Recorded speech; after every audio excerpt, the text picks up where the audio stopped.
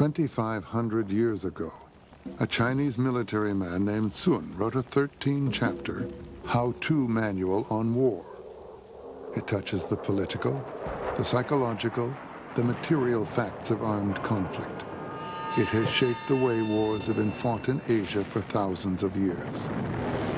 Its starting point is the stark, plain reality that death cannot be reversed. Weapons, wrote Sun Tzu, are the instruments of misfortune. They should be used only when unavoidable. A government should not mobilize an army out of anger. Military leaders should not provoke war out of wrath. Anger can revert to joy. Wrath can revert to delight. But a nation destroyed cannot be restored to existence, and the dead cannot be restored to life.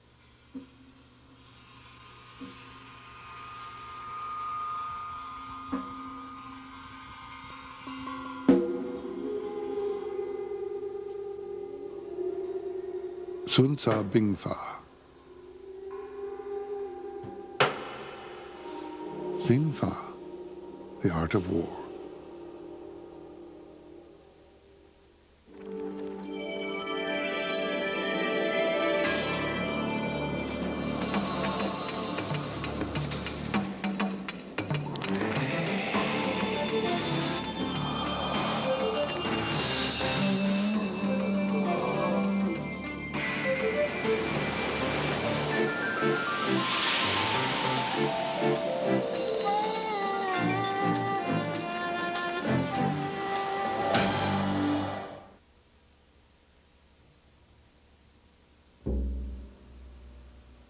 War is a matter of vital importance to the state, the province of life or death, the road to survival or ruin.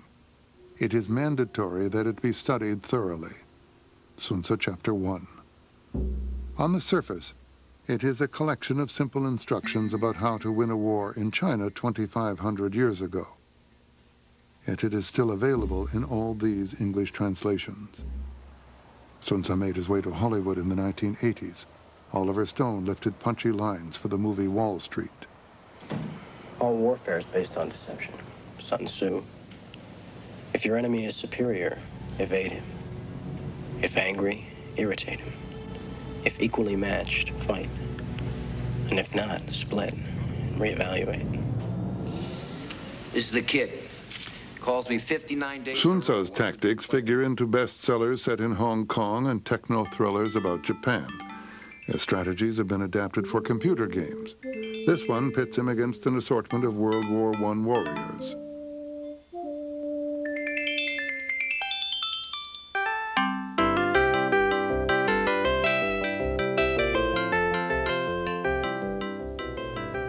In Japan, Sun Tzu comics are read on the subway. It's the rough equivalent of reading the illustrated adventures of Aristotle on the way to work. The phrases that have been a 10-year blip in American culture are ideas that have been woven through 2,500 years of life in Asia. At first glance, it seems like Western chess played with fewer pieces. But appearances are deceiving.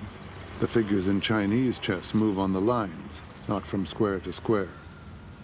Beneath the surface, there are remarkable differences in these two cultures. It goes right down to the very root of the society, the basic assumptions about relationships, the basic assumptions about life that are so fundamental, we don't usually articulate them. To understand the effects of these differences, we need to understand the world in which Sun Tzu's art of war was born. 770 BC. The Chinese called this the Spring and Autumn period. It was China's golden age, and it was moving into its decline. Battle was a gentlemanly pastime, quick, and played by the rules. When fighting season rolled around, small armies of aristocrats were driven to war in lacquered and gilded chariots. After the battle, the first order of business was sacrifice to the ancestors. A cow or a sheep, or sometimes a prisoner, was cooked in a sacrificial bronze cauldron and eaten in a ritual ceremony. Around 500 BC, battles ceased to be field sport. An example, the Viscount of Wu ordered 3,000 of his men to line up at the front of his formation. In full sight of the opposing army, the men committed suicide by cutting their own throats. The opposing army fled in terror. For the ancient states of Qi, Yan, Zhao, Han, Wei, Qin, and Chu, the spring and autumn period turned into the era of the warring states. For the next 2 centuries, they killed one another by the hundreds of thousands. War went from being a family business to being an industry. There were now professional generals heading armies. Conscripts went to war on foot, swinging bronze halberds. Technology changed. Archers began to shoot their arrows from crossbows that could pierce a shield 600 feet away. Civil life followed the military life down the path of violence and brutality and excess. In the countryside, cutthroats and robbers waited in bands. Several thousand crimes were punishable by death or mutilation. Castration, branding, slicing off the nose, chopping off the feet or toes, cutting leg tendons and breaking kneecaps were common punishment. Safe inside the courts, there were well-equipped harems, dancing girls, expert chefs, musicians, and acrobats. Itinerant advice givers were also part of the entertainment. When we think of philosophers in our tradition, we think of people who are, by and large, irrelevant. You know, that the philosopher is a luxury. But in the Chinese tradition, these philosophers were going from state to state as potential coaches in a kind of tournament. That certainly by the time of the beginning of the Warring States, it became very clear to the Chinese rulers that to fail to win was to lose, big time. And we're talking destruction. What we think of as Chinese philosophy all originated during this period as a way to stop the violence. The Taoists turned to nature. Don't flail against the world, they said. Use it. Flexibility is the operative principle in the art of war. The legalists thought strict laws and swift and severe punishment would put the world in order. Confucius went from court to court, pitching a return to the basics, ordered human relationships, self-examination, high moral attitude, and the proper rights. No one was very interested at the time. Master Sun, too, was on the road selling his theory. Sun Tzu was born in the state of Qi. We know almost nothing of his personal life. Professionally, he was General Sun, commander to the King of Wu. Sun Tzu's job interview may be the most famous military story in Chinese history. His book, in a sense, is advertising his skills. He's saying to a king, war is a very, very serious business. It risks the existence of your state. Therefore, it must be undertaken only after great deliberation, and it must be waged with great skill. And then it goes on to explain that he is someone who is capable of that. The King of Wu read the art of war, then demanded proof. Make an army, he said, out of 180 court concubines. After careful instruction, Sun Tzu ordered the ladies to march left. The ladies giggled. He repeated the instruction, repeated the order. The ladies giggled. After the third round of instruction, order, giggle, Sun Tzu ignored the king's protests and beheaded 2 ladies. The remaining 178 marched left, precisely on cue. The king declined to watch the demonstration. And Sun Tzu then said to the king, it's very interesting. I mean, initially you see this as being a story about how discipline, how punishment can make an army. But as I think about it, I think it's really a story about Sun Tzu's idea of civil-military relations, because he says to the king, I can tell from the way you've handled this that you are not serious. You say you want to have a great army, you say you want to do all these things, but you don't even understand what you're talking about. You don't understand what's involved.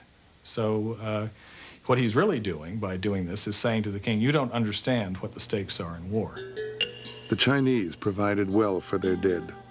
And it is through these well-furnished tombs that we know what soldiers took to war and what citizens used in their day-to-day existence. Things like toiletry kits and a lot of bowls and instruments for eating. And if the person were a military person, then military texts would be included, and weapons perhaps, and other things that reflected what this person would want to take with them. Very often these things were very practical in nature. You had to live when you're dead. Engravings on bronzes found in the tombs tell who made them and why. This one was made by a son to honor his father. The son was a dentist. And the Chinese wrote books. Early books were characters written on bamboo strips tied together to form volumes. The Chinese appreciation of the written word is extraordinarily important. The notion of imperial libraries in the Chinese tradition passed on the wisdom of the tradition in terms of canonical texts, in terms of great books, if you will. In 1972, archaeologists found a decayed mass of 5,000 bamboo strips covered with characters in a Han Dynasty tomb. Painstaking reconstruction led to a 2,100-year-old edition of The Art of War. Initially, they begin as sort of a ball of black pulp, and this would be a photograph of the life-size bamboo strips on which the text is written. What this team of scholars has done then is to take this transcribed bamboo strips and put them together as a text. So we see this is the first chapter of the Sunzi, and we see that these two characters are missing. We can infer from the other text that this says Sunzi. Master Sun says, 兵者国之大事也, that war is a major undertaking of a state. 不可不察也, that it must be taken very seriously, that we must investigate it thoroughly. The Art of War was memorized, copied, and handed down for hundreds of generations. The first European edition was published in France in 1772, and some say Napoleon studied Sun Tzu's Art of War.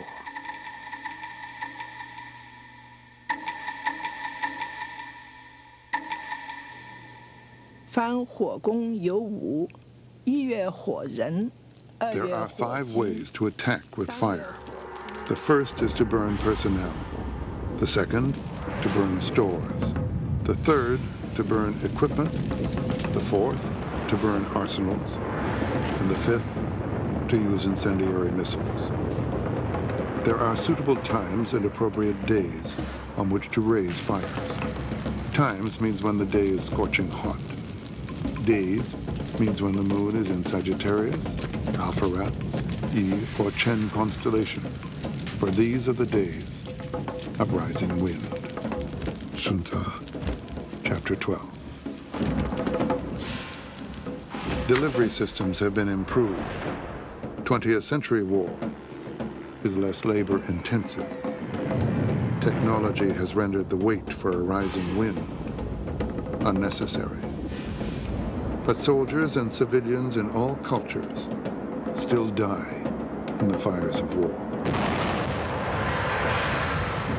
Japanese atomic bomb survivors drew pictures and wrote what they remembered of the unforgettable fire. Master Uni, age 80. A first-year junior high school student asked me to give him some water. I heard that if people who had been exposed to the A-bomb drank water, they would die. The next day, when I passed by the place, he was lying dead on the ground. I wished then I would have let him drink water, even if he would have died sooner. I heard in the evening that my child had been calling Daddy, Mommy, and that he had taken his last breath alone without seeing us. It is 29 years since my son died, and his memory and the miserable image of the junior high school boy asking for water always haunts me. The consequence of war is a constant. The methods of waging war are not. Some argue that war is war is war. Others passionately and intellectually disagree. You've heard a lecture this morning by Professor Handel about Clausewitz. Clausewitz is usually taken as the exemplar of the Western approach to war. Now, I'm going to introduce you to Sun Tzu. Now, in Clausewitz, Book 1, Chapter 1, Section 2, where Clausewitz defines war, in 2 paragraphs, you find this word Gewalt, force, used 8 times. The Chinese word li, which is roughly equivalent, force. And in the entire text of Sun Tzu, that word is used only 9 times. The very definition of war is different. For General Karl von Clausewitz, a 19th century German military man, war was defined as use of force on the battlefield. Sun Tzu recognized war as a legitimate tool of statecraft, and force as a legitimate part of war, but too dangerous to be the method of choice.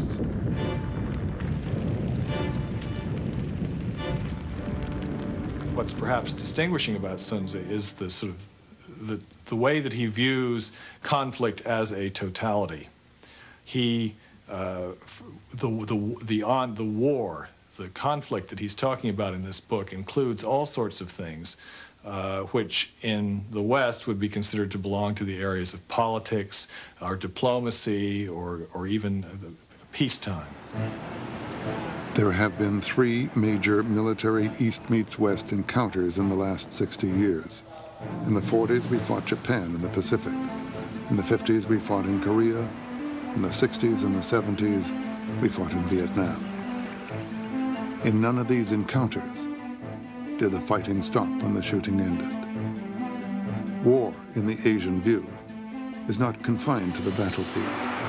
War, trade, politics, or international relations, they are all tools, all part of the same game, all conducted under the same rules. When the enemy's envoy speaks in humble terms, but he continues his preparations, he will advance. Sun Tzu, Chapter 9.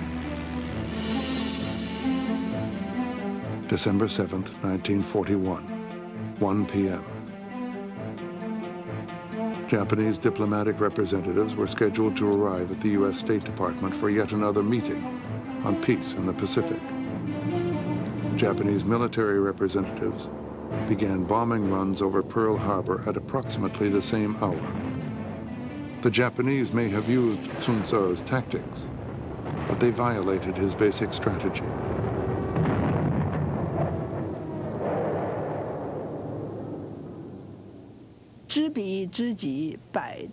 Know your enemy, know yourself.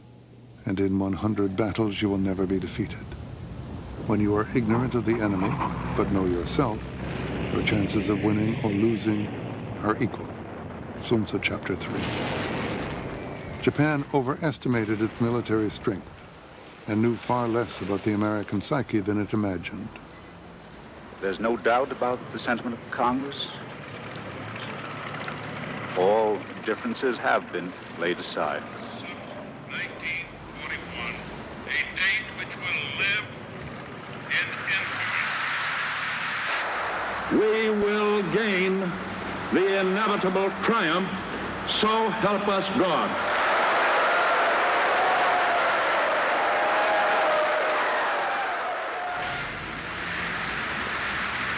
The attack on Hawaii neither awed nor demoralized Americans.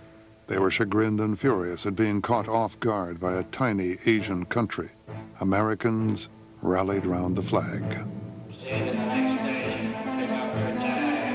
Men enlisted, and women went to work doing jobs men left behind. Out of every 8 people in America working full-time for victory, 1 is a woman. Hollywood danced for the troops and sold bonds to civilians. To sell more bonds, Bing auctions a horseshoe worn by Seabiscuit. $22.50. This is really a handsome thing to have. You're getting this as a premium for a war bond for $2,250. So it's really a good purchase for anybody. Korea was a different kind of war. 1950. United Nations troops were in Korea to contain communism, to keep an ideological blight from spreading out of Red China and North Korea into South Korea and the free world. Western forces, fighting under the United Nations banner, were in trouble. The UN forces in Korea had been driven to a tiny perimeter around the port of Busan at the tip of the Korean peninsula, and the question was how to reverse this potentially disastrous situation. The American General Douglas MacArthur proposed an audacious amphibious landing at Incheon, about halfway up the peninsula just across from Seoul. 攻而必取者，攻其所不守也。 To be certain to take what you attack, attack a place the enemy does not protect. Sun Tzu, Chapter 6.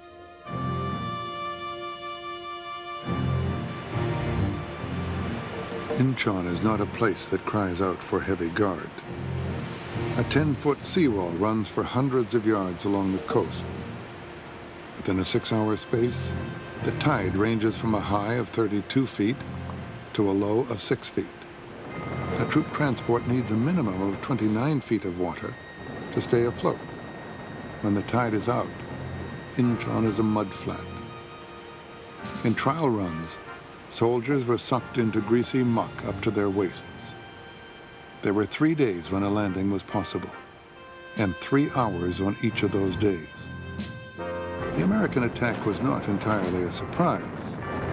Mao Zedong predicted the September 15th landing, but the North Koreans disregarded the possibility, and MacArthur's attack was a stunning success.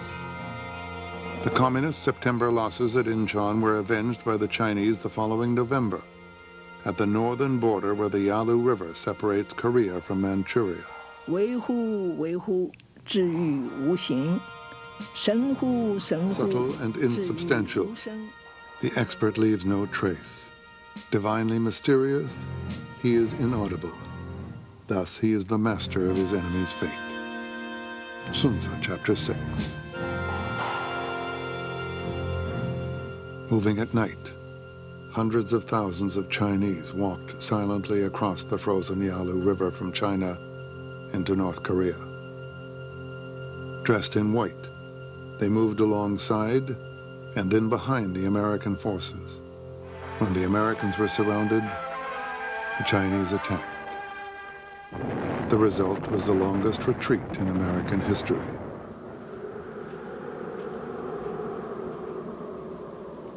The goal of a military operation should be is to move your opponent from a state of harmony, which is to say a state in which he can resist you and can think clearly and can make intelligent dispositions and whatnot, to a state where he becomes psychologically disorientated, where control breaks down, where people panic, chaos, in short.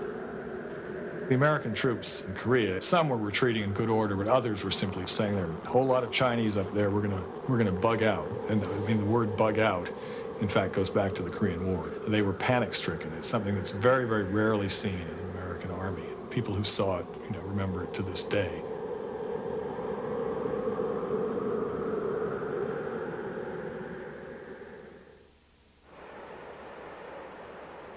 Vietnam. The view from Marble Mountain is beautiful on a hot December day. Standing on the top, you can see for miles, right down into what was the American air base at Da Nang. For many young American soldiers, this was the first view of the exotic, unfamiliar land where they would die. Sun Tzu ultimately sees war as being a matter of deception and psychological dislocation and the attainment of psychological dominance. And what we tend to think of as war, namely fighting, destruction, a sort of active coercion, he sees as being the sort of second-rate or a less desirable form of war, an imperfect form of war. The essence of war has to do with with dislocating the enemy psychologically and then making him wax in your hands. In Vietnam, Dislocation came with the territory. It was hot. It was wet. It was dark. The language was strange. And it was impossible to tell by looking who was a friend and who had just planted a mine to kill you. General Va Nguyen Giap was the leader of the North Vietnamese military forces. Together with Ho Chi Minh, he was a major architect of the victory over first the French and then the Americans in Vietnam. Soviet leaders asked me, the Americans have so many divisions of tanks and artillery and missiles, and how many divisions have you got, General? And I answer, if we have the same calculations as you do, we cannot fight 2 hours, but we fight in the Vietnamese way. And we will win. GIs come here with the rifles, and I had my own way of receiving them. General William Westmoreland came of age in the American military tradition. His first exposure to the sights and sounds and smells of battle was fighting German General Erwin Rommel in North Africa during the Second World War. Every war is different. I mean, I've fought 3 wars. I went through 7 campaigns during World War II, and you were fighting an orthodox enemy, the Germans, and initially the Italians. We're fighting the type of war that, say, the American Army was trained to fight. And then we went to Korea, and we confronted the Chinese.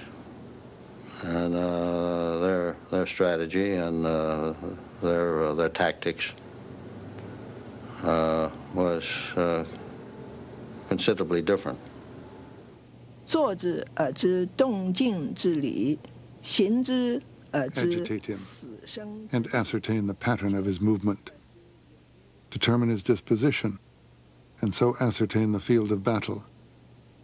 Probe him and learn where his strength is abundant and where deficient. Sun Tzu, Chapter 6. The Vietnamese looked for weaknesses and found them at the place on the map where Laos, North Vietnam, and South Vietnam share a common border. In January 1968, the North Vietnamese Army began a full court press at Khe Sanh. American Marines were at Khe Sanh to defend against infiltration and as a jumping-off point in the case of operations in Laos. Americans were committed to defending Khe Sanh. At that time, a revolutionary force was quite weak. We used the time to get stronger. The longer the war lasted, the more casualty and death was very difficult. We have to sometimes eat the leaves in the jungle. But step by step, we succeeded.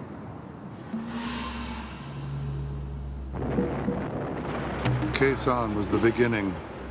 On the nights of January 30th and 31st, the Vietnamese forces found other weaknesses. Taking advantage of the Tet holiday, they attacked Saigon, Quang Tri, Hue, Da Nang, Nha Trang, Quy Nhon, Con Ton City, Ban Mae Thuot, Da Lat, Phan Thiet, My Tho, Can Tho, and Ben Che. The fighting was prolonged and bloody in Saigon, and it may have been humiliating to have the Viet Cong troops in the American embassy compound. But the real damage, the physical damage, the psychological damage, was done in Hue. The Viet Cong took the Forbidden City and the Citadel.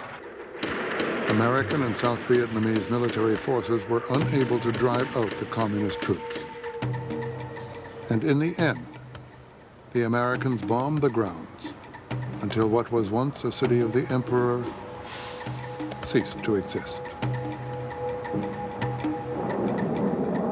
Across the river in the residential section of Hue, mass murders and other atrocities by the Viet Cong convincingly demonstrated that the Americans could provide no safe haven. No one, not those in the countryside, not those in the pacified hamlets, not those in South Vietnamese cities, could be protected if the Viet Cong chose to attack. The Tet Offensive created thousands of refugees whom the South Vietnamese government had to feed and house. Heartbreaking refugees, casualties of war, who were featured nightly on the network news.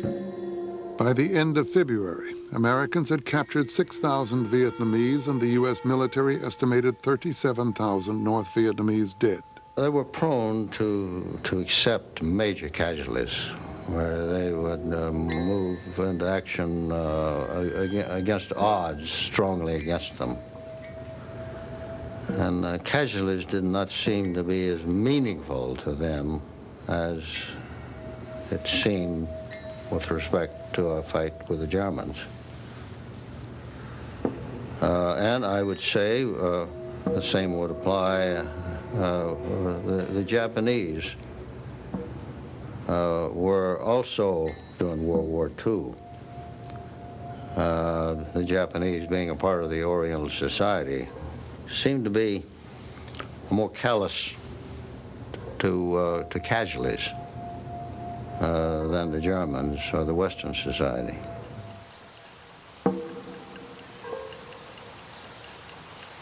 The North Vietnamese had taken a high number of casualties, but in exchange for their losses, they learned that the American public was unwilling to tolerate a large number of dead. I think in war after war, you find that the turning point is not a sort of physical turning point. Rather, it's a psychological turning point. A decisive battle is one that people think is decisive. Sun Tzu's identification of the creation of chaos and disorder in the hearts and minds of the enemy is very, very useful from the point of view of understanding how military operations really work, how wars are really resolved. When he is united, divide him. Sun Tzu, Chapter 1.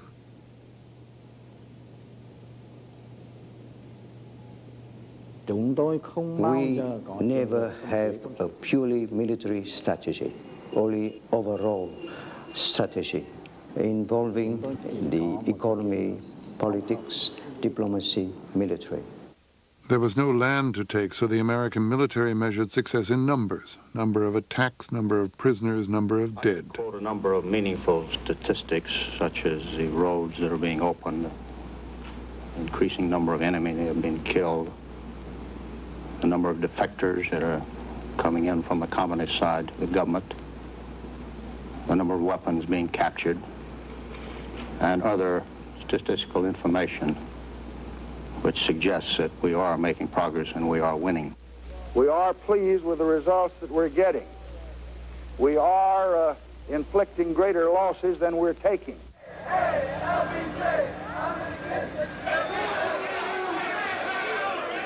The American public measured failure with the same numbers. Now, there are finite limits to the destruction Vietnam can absorb. There are only so many buildings and so many people. And too many of the buildings now lie in rubble, and far too many of the people lie dead. Laying aside all other arguments, and there are a great many more, the time is at hand when we must decide whether it's futile to destroy Vietnam in the effort to save it. Unlike World War II, Americans did not rally around the flag. There were no lines of young men clamoring to do their part. In this war, Hollywood was on the other side. At the 1975 Academy Awards, winners of Best Documentary read a telegram of congratulations from the North Vietnamese. Jane Fonda went to Hanoi. The country was divided. Policy was being made in the streets and at the ballot box.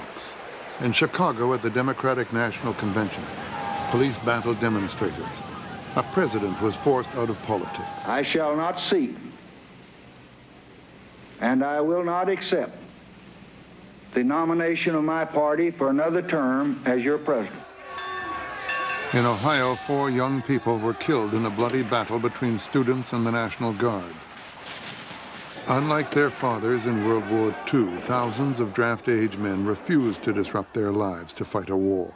In our democracy, to get anything done that is costly in lives or money requires a support by a majority of the people. 此公之在也. He whose ranks are united in purpose will be victorious. Sun Tzu, Chapter 3.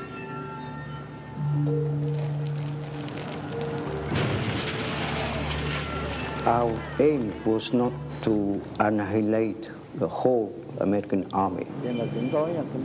Our strategy was to inflict defeats, political and military defeats, on the Americans, so they had to withdraw their forces. During the whole course of the war, we never lost a battle of any consequence. We probably lost a few small skirmishes, but that was about it. Jup was a very talented man, and with, I would say, limited resources, limited to ours, he did an amazing job. But he didn't win on the battlefield.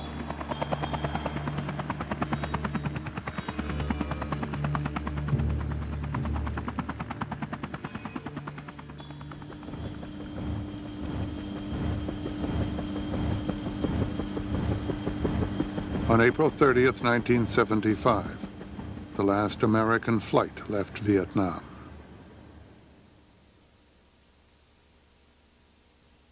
The West divides the world into categories.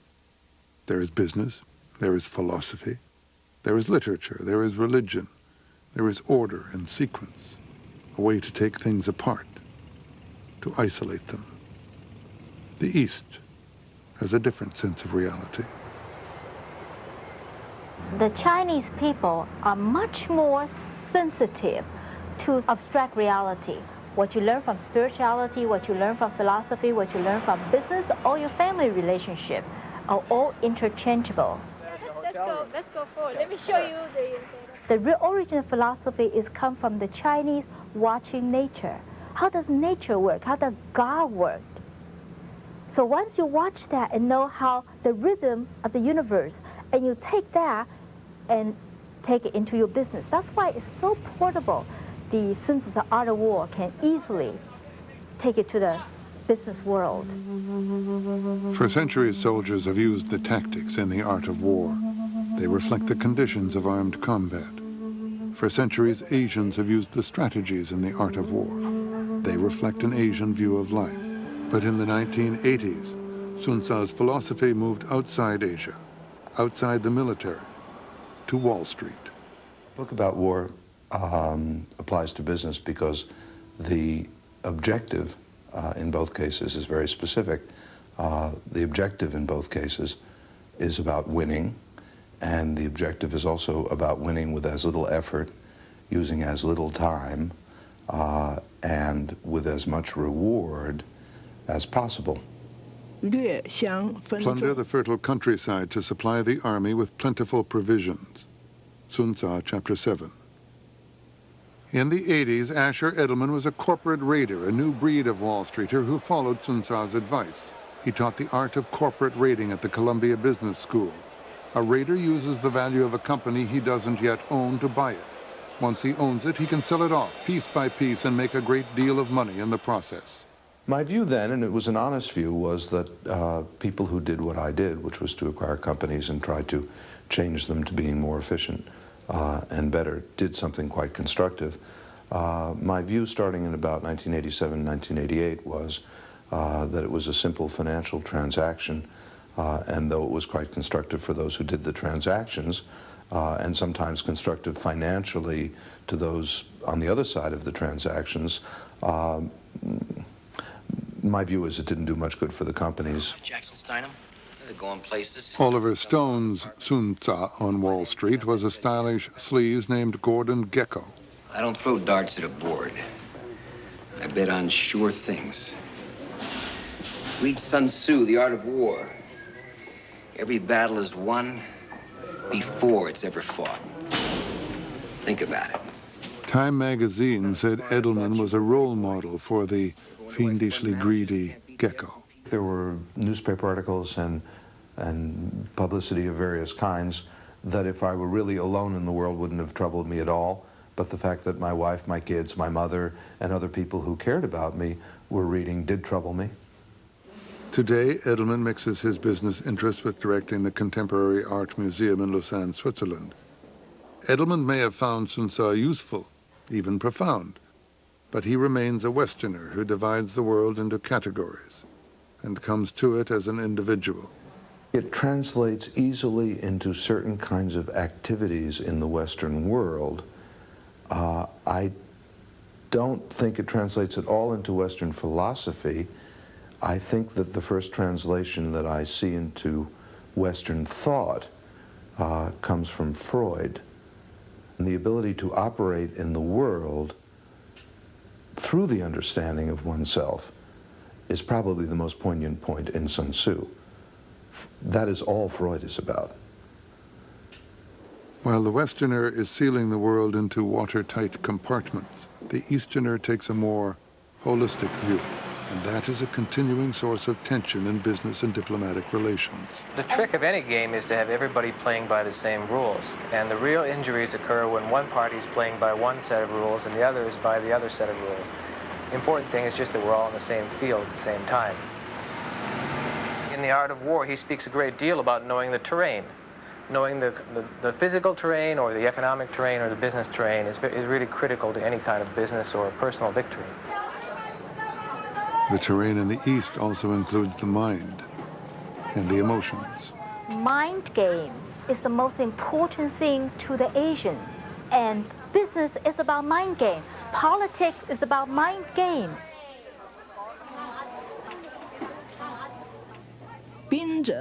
All warfare is based on deception. Therefore, when capable, feign incapacity. When active, inactivity.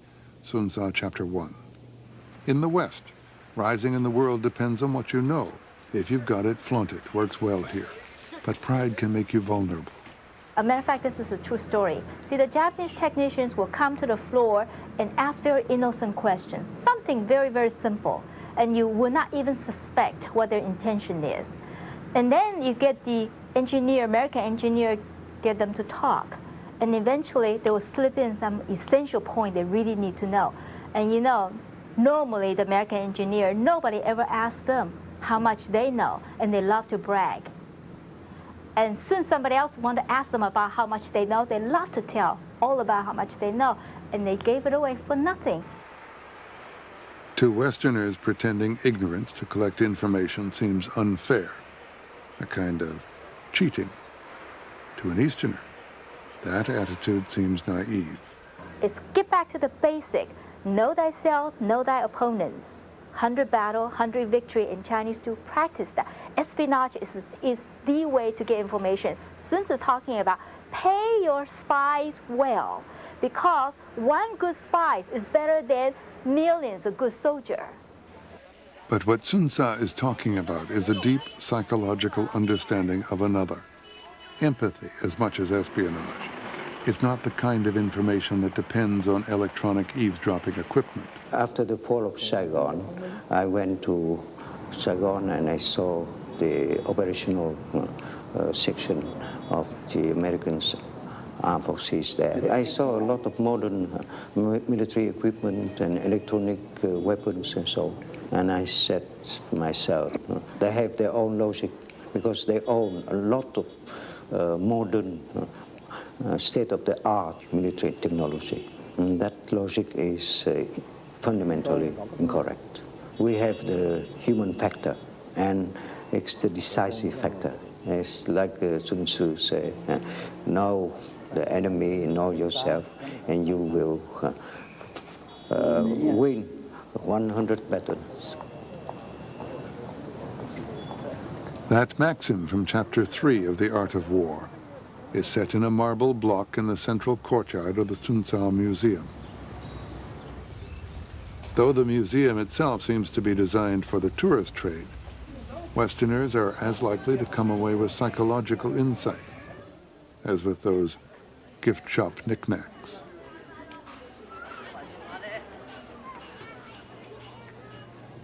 敢问 Should someone ask me, how do I cope with a well-ordered enemy about to attack me? I reply, seize something he cherishes, and he will conform to your desires. Sun Tzu, chapter 11. What he cherishes may be entirely invisible and without value to others. Like pride, impatience can be the psychological equivalent of baring the throat. Chinese feel time is eternal. Time has no value. Things, materials has a price. Time is free. So Chinese always have that going for them, is that they can wait and see, and they can change and wait. American executives always say, give me the strategies. 1, 2, 3 steps. 3 steps tell me how to deal with the Chinese. 3 steps I can use very effectively. And it's really, really difficult. I think it's a lazy way to get the job done.